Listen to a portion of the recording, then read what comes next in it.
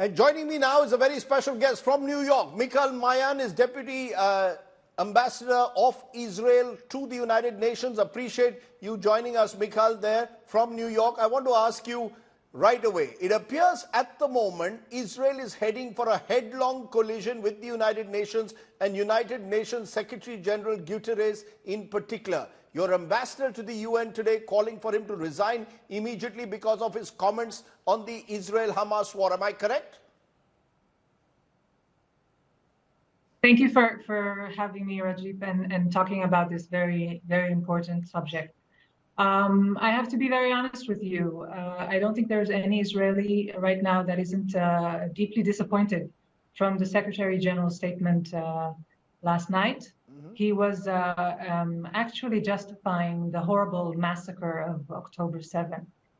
Claiming that these actions did not happen in a vacuum is outrageous. It really exemplifies the biased approach that the UN in general holds towards Israel. And just to have a clear feeling about how we feel regarding that statement, I seriously doubt that statement would have been made in comparison to other horrible events, such as the use of chemical weapons by Saddam Hussein against Iran, or the horrible terror attacks that happened on November 26 in India.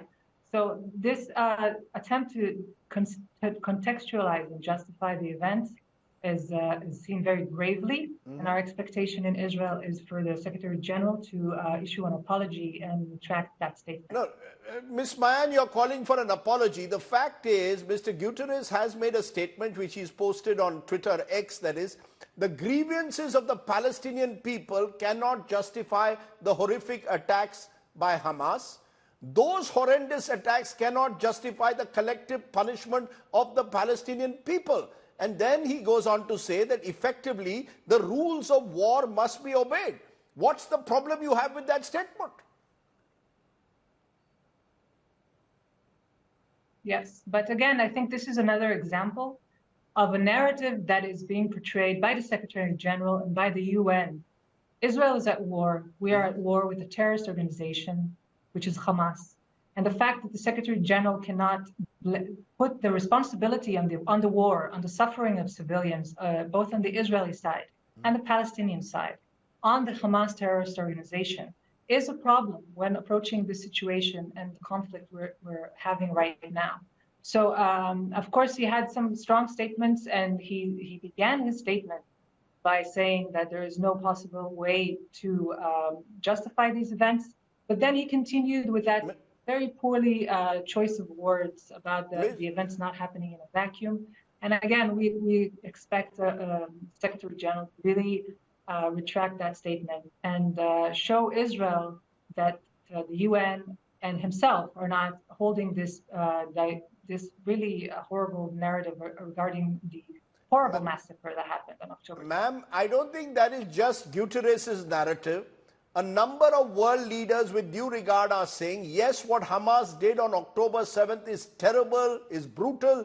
Israel has every right to self-defense, but that does not justify the collective punishment of the Palestinian people with the kind of bombing that's going on. Some reports suggesting more than 3,000 people have been killed already. It's not just the UN Secretary General. There are a number of people saying that what happened leading to loss of lives in Israel is terrible, but what is happening now is also terrible. Will Israel accept that reality or live in denial? I think Israel has accepted the fact that innocent Palestinian civilians are paying the price of the action of the terrorist organization Hamas. And again, I think a lot of leaders have recognized the atrocities that happened.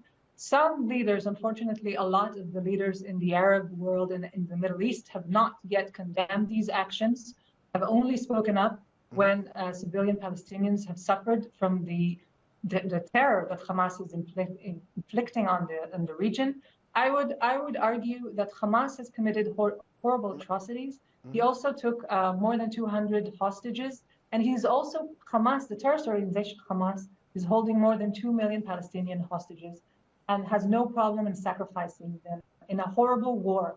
Again, this is a war that we did not want, that we didn't expect, but we will fight it and we will win it. And the win will be to demolish Hamas rule in Gaza which will hopefully lead for a better future for the Palestinians as well. Ma'am? But like I mentioned before, this is a war, and civilians unfortunately suffer during war. But Ms. Maayan, I accept that it is war, but at the same time, what the UN Secretary General is also saying, war doesn't justify the clear violations of international humanitarian law. The siege of Gaza, the bombardment of Gaza should surely also be looked at. Protecting civilians, as he said, is paramount in any armed conflict. Israel also has certain responsibilities to the global world order. we do. When we take these responsibilities very seriously, the IDF is doing everything in its power in order to protect civilians. No, how? But again, we are at war, and our priority is protecting our civilians. Ms. Maayan, you're saying you're doing everything in your power to protect civilians, but how are you doing it? The Gaza is one of the most densely populated areas of the world, and you're bombing it every night. We are providing warnings before we attack. This was not provided for our civilians. We are also allowing for humanitarian medicine and food to enter the Gaza Strip. Again, the world is right. There are rules of war, but there's also need to recognize reality on the ground. The reality of the ground is that the responsibility for the civilians in Gaza is by the ones who rule them, and that is the terrorist organization that is called Hamas.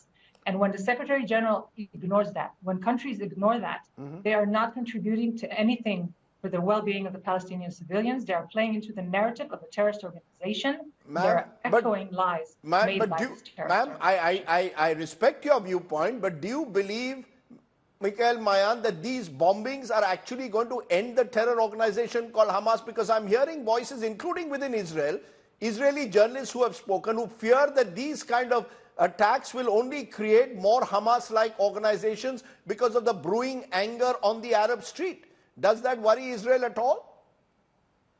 Of course it does. And I think one should only listen to the recording that was released yesterday of the Hamas terrorist calling his parents and bragging about killing 10 people, and his parents calling him to carry on and supporting him. And I think that stands in grand contrast with what we saw yesterday when a hostage was actually released and she shook the hand of her captive. So again, this is absolutely the root of the problem. You know, when the Secretary General talks about a vacuum, there is no vacuum. There is education for hate. There's dehumanization of Israel, of Jews, which leads to these horrible attacks. We are doing what we need. We are defending our people. We are going to get to every single one of the terrorists that performs these horrible atrocities on October 7th. And after we do that, hopefully there will be room and there will be space for something better for the Palestinians and for Israel and for a peaceful, more peaceful Middle East. Michal, you are saying that Israelis are being dehumanized. That's what October 7th did. But you've got the Palestinians who are claiming they have been dehumanized for decades, that Gaza today is an open prison. So there are two conflicting narratives playing out, and will one narrative respect at least the other's right to be heard? Well, I would say that I would not agree with you on that. I think there is no Israeli that is happy about the fact that civilian Palestinians are dying. That is not the case. In addition, we have been allowing for many projects, billions of dollars to go into the Gaza Strip in order to develop it. But instead of developing infrastructure in school and hospitals, it has been developing terror and death. And I would add to that, that even now, as we speak, more missiles and rockets are being fired. We're talking about almost 8,000 rockets that have been fired from civilian populations towards civilian populations. And again, if this so-called open prison exists, where does all that terror and missiles arrive? So I would argue with both your claims on that matter. Michal, Maayan, let me turn to the exact statement that your ambassador to the United Nations made last night. He says the UN Secretary General, who shows understanding for the campaign of mass murder of children, women and the elderly, is not fit to lead the United Nations. I call on him to resign immediately. Is that the stand that Israel has, that the UN Secretary General must resign now? Is that the stand you're going to take? Well, our belief is the U.S. Secretary General should show a bit more objectivity when describing horrible events of war. I think he would not have said the same statement on the war in Ukraine.